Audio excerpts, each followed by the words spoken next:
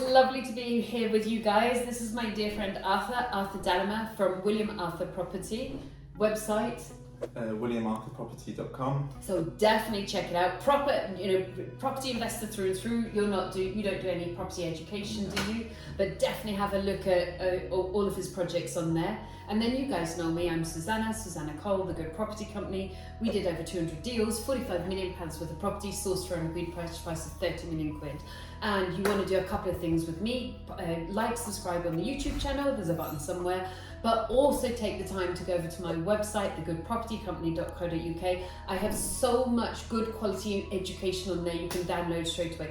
It's everything I wish I had known when I was starting out property. I've created and put on there for you. In fact, we worked on it together, didn't we? Yeah. I'm actually in one of Arthur's flips. It's beautiful. He's going to make between 50, 60, maybe more, depending on if people bid on it. And it went on the market yesterday. There are 10 people booked for views already. So, pretty good. But today, my question to Arthur is, how did you find your biggest investor? What? Where are they? How did you find them? And this investor, how much money has he invested with you? Probably over the last 5 years, about 1.2 million. 1.2 million pounds cash. How did you find them? So sign up to every networking event that you can. Everyone is an investor. If I'm honest with you, everybody you kind of make contact with has money behind them. So I kind of went to a networking event where there's an opportunity to pitch, and I'm not somebody that will sit up in the room and tell everyone that what I'm doing. It's not. You're not like a I'm not interested in that. Hello. That's not you. That's not me. No. So I kind of sit back, observe, see who's in the room, and you just work. I say work. You just go around the room, introduce yourself to everybody. But what is important is the follow-up. Okay. Once you've got those details, find out a little bit about them. Note it down on their card or wherever you note down their contact details. Just something kind of not personal to them, but almost something that they'll go, oh, you actually listened to me that time.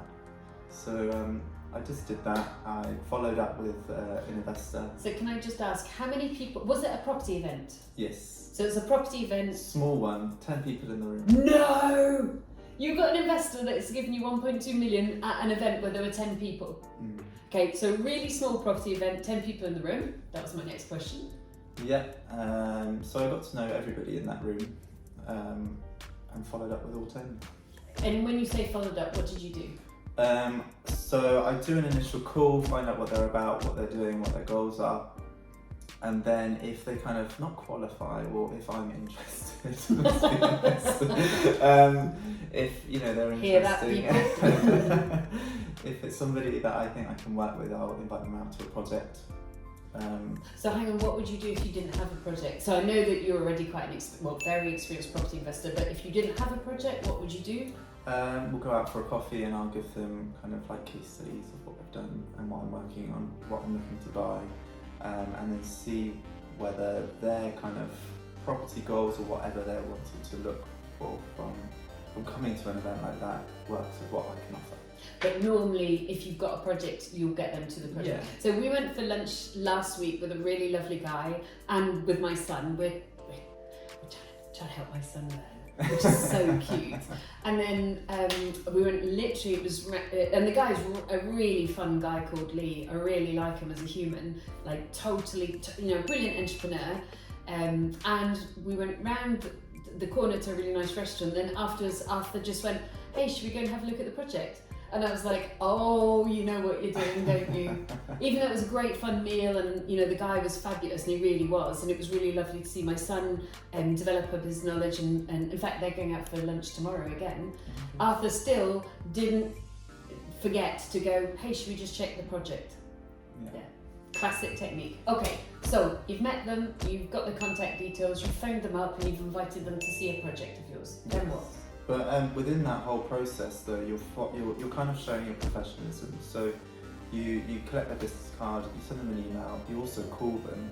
It's not just 1, 2, 3, 4, 5 touch points. You've got multiple kind of little reminders of who you are, once you've got them out to site, that's kind of a very big touch point, because you can talk about more personal stuff than what you can put down in an email, and then follow up from there as well. And relationships take time to build, so you need to put in the next call or put in the next meeting, or but also come prepared. Don't come with nothing to an event or a meeting. What do you take to an event or a meeting? An event, I take business cards. For networking events, business cards. But to kind of meetings, it's always like, this is the next deal I'm working on, or this is this is a project that I've got now, and so it's something tangible for them to take home, reflect, review, and. So something printed off. Yes. Got you. Do you ever take contracts? No. Oh, right, okay, so is that afterwards, once you've... Contracts are scary for everybody involved, so that only comes for when you've got a firm commitment. Got you. And when will you suggest to them that they work with you? Probably at the first meeting. Haha, no messing. No. Okay, and how do you do that? What do you say? I establish what they want to do in property by that first meeting, but I also come prepared of what I'm working on. And okay, the alignment might not be agreed at that meeting, but they can kind of go home, reflect on what you've provided them, and then go, actually no, we do want to invest. Got you. So first meeting, you're going to say you might be interested in working with me. What kind of language do you use? What do you say? I kind of make it very clear I'm professional. This is something that we will both make money off, and this is how. So you would, if you were pitching to me, how would you put it? Just I'd be prepared. So I basically would. Oh, I'd be poking holes. I'd make sure there's no kind of financial figures that are incorrect. I'd come prepared. And I'd just kind of go through the deal with them and go through any kind of scenarios that might be worst case scenario, and how I'd get out of it, and just make it very secure and safe and trusting. Got you. And then you'd say, would you like to invest in this? Yeah, I wouldn't necessarily push them on that meeting, but I'd follow up and make sure there's a follow up. Okay. And how's the follow up? What's that? Phone call, email? Phone call, email, and another meeting. Got you. And for your person, your biggest investor, your £1.2 million investor, how many meetings did you have for that person before they gave you some money? That's about 3. 3. And so how many touch points, phone calls, emails, as well as meetings? 5 or 6 before funds were pledged. So pledged, and then the funds came in. Have you found that once people pledge the funds, they generally follow through, or do occasionally people drop off? People do drop off, but that's kind of based on their own circumstances. I've never had anybody pull out because they've been worried or anything. Got you. So 5 or 6 touch points before the person who then gave you £1.2 million started to invest with you. Yes. So don't give up. If you walk through a property event and there are 10 people in the room, he got £1.2 million out of that kind of room. So you never judge a book by the cover. It's pretty good going, isn't it? It's pretty good going. If this is like mind blowing to you, then I'm afraid I totally agree with Arthur. I've raised millions of pounds. I raised 600 grand in 14 weeks because I work the rooms. Because people have money when they go to property events. Not everybody, but a lot of them. And if that professional follow through, it works. So if you want to raise 1.2 million, start going to the event, start following through, start being professional, write everything down that Arthur said, and then do it yourself. Yeah? You're also dealing with people though, so you've got to be mindful that you have to be respectful of what their goals are. Yeah. And see if it works. Yeah. Oh, final question before I leave you.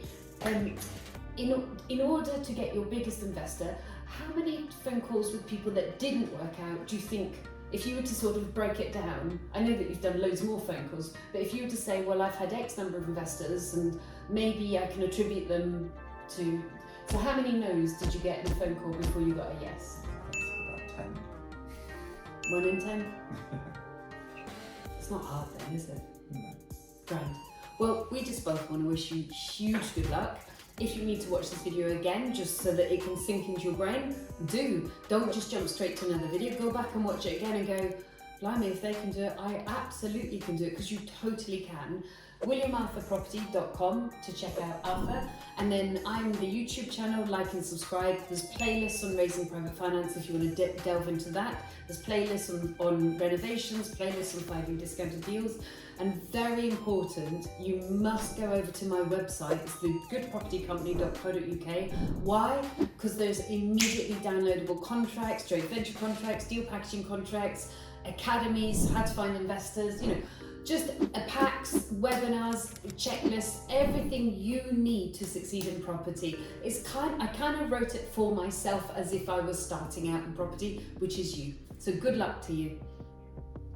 I wonder whether you're going to find another investor who's bigger than 1.2 million. There's pledged funds that I've had offered for 1.2 million, but I'm sure there'll be other people. Yes. Shall we see? We'll do another video when it happens. Right, see you guys soon. Bye just now. Key question is, how do I get started in property? Write yourself a plan. I have written you guys a pack, how to write a business plan and deliver business success in property. You can download it now.